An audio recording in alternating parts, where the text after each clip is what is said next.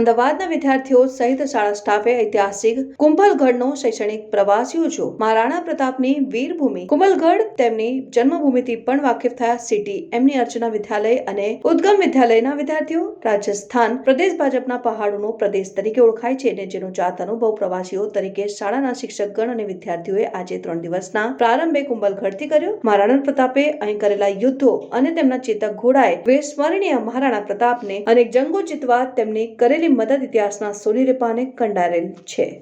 સાહેબ, શું કહેશો? અર્ચના વિદ્યાલયના બાળકો રાજસ્થાનના પ્રવાસે આવ્યા છે। કુંભલગઢના પ્રવાસન દરમિયાન શું આપણે વિદ્યાર્થીઓએ આપણે આ ઐતિહાસિક ગણી શકાય તેવા રાજસ્થાનની ભૂમિના દર્શન કર્યા? તો અમે અર્ચના વિદ્યાલયમાંથી બધા વિદ્યાર્થી સ્ટુડન્ટ અને ટીચર આવ્યા છીએ અને અહીંયા ખૂબ ઐતિહાસિક જે સ્થળો છે એ જોવાની ખૂબ મજા આવી। ખાસ કરીને મહારાણા પ્રતાપની જન્મભૂમિ છે કુંભલગઢ। શું બાળકોને આ ઇતિહાસ વિશે કહેશો? ત્યાં ઇતિહાસ વિશે એવું કે જ્યાં મહારાણા પ્રતાપ રહેતા હતા અને એમને ત્યાં કઈ ઐતિહાસિક હોનારતો કરી એ બધું એમને જોવા મળ્યું। ચોક્કસ।